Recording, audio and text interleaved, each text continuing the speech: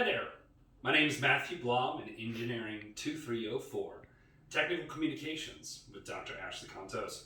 This is my recommendation report presentation. In this class, we had to choose one of 4 different topics that were approved, and I have chosen irregular versus autonomous vehicles. Let's begin. All right, relevant goals. What are we looking at today?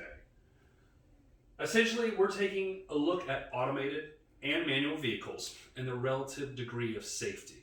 Which one is safer for the American public? In this, we're going to take a detailed analysis of both types of systems. We're going to look at statistics, especially currently with manual vehicles account for a large portion of American fatalities every year. Currently, we sit at a staggering number of 37% of American fatalities come from motor vehicle accidents. Now this of course has improved over time, but we still want to reduce that number for future designs. We're going to also look at the advances of technology of both types of systems and the variables and motions that make each work. Being a little repetitive here, what's the issue? We've already discussed it. We've said that both vehicles, we need to find out which is safer for the American public.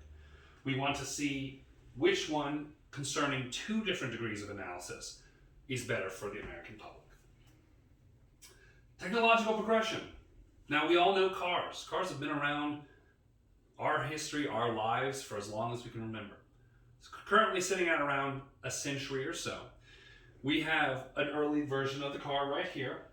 And as we can see, there's not much to it. There's not much in the way of safety features that we can tell of. Now, at this time, when this car was produced, it was a technological revolution.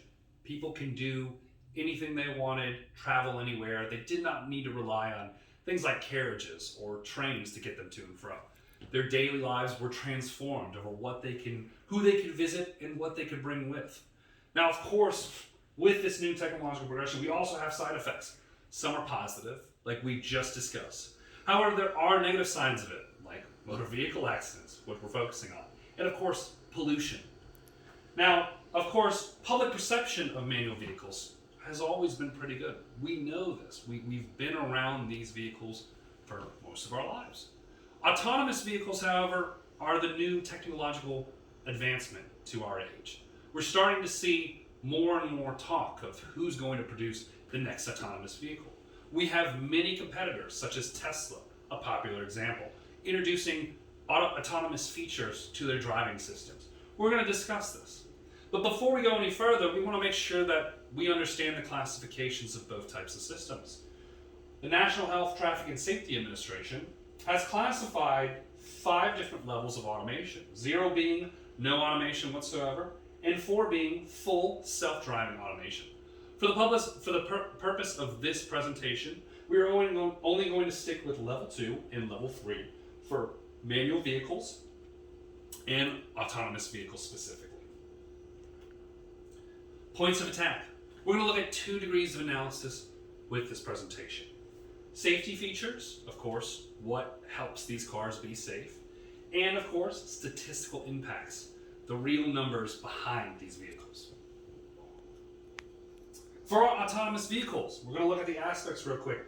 Our main goal with autonomous vehicles is to remove the human component, make sure that there is no human input required to safely drive the vehicle.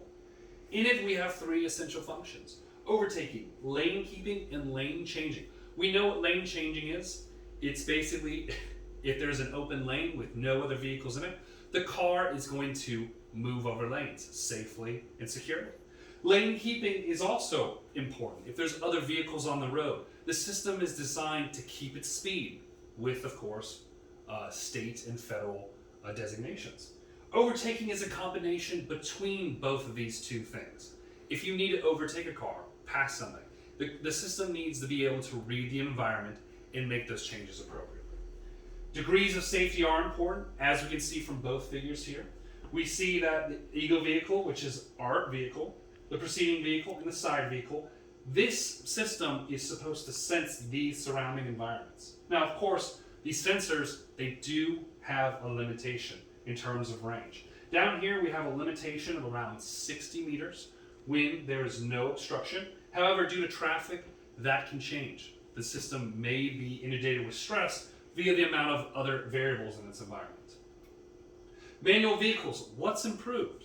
Most of the vehicles on the marketplace today have a new type of system that's integrated with it, called the advanced safety system. When we think of manual vehicles, we think of our regular stick shift driving, no computer input, nothing at all, at least my generation does. With these new vehicles, however, we are incorporating elements of autonomous driving features into the design. We have two types of systems here, active and passive. Passive, we already know, which comes from seatbelts, airbags, safety features such as that. The active side, however, is a little more involved in the driving progression. It's going to take a little more out of your input to help you drive safely.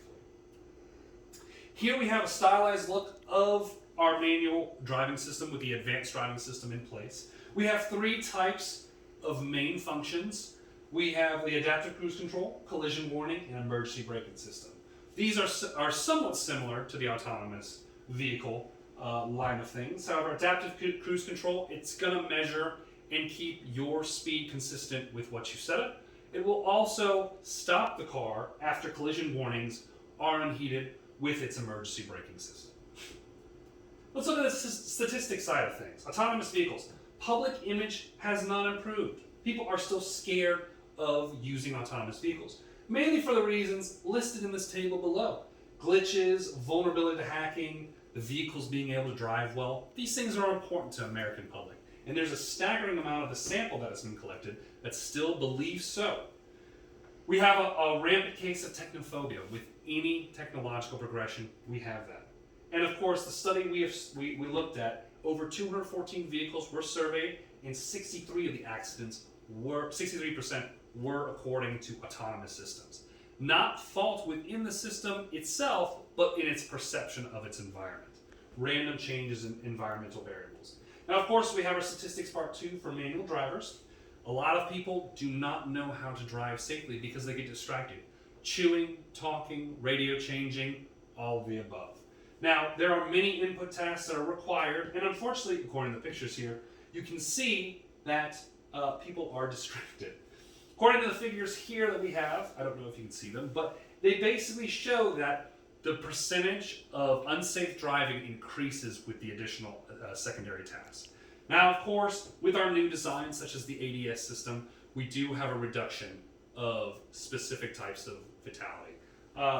For at least the adaptive cruise control, 10 to 14% of crashes were reduced. And of course, with the automated braking system, we had almost a 50% reduction in crashes observed. In conclusion, we have our safety features that we discussed, the statistical aspect, which is safer for the American public. We're going to go with, as you can see in the picture here, manual. Unfortunately, autonomous vehicles cannot account for every type of environmental variable out there today. So, with the current data that we've looked at, we recommend that manual vehicles are safer for the American person. Thank you very much.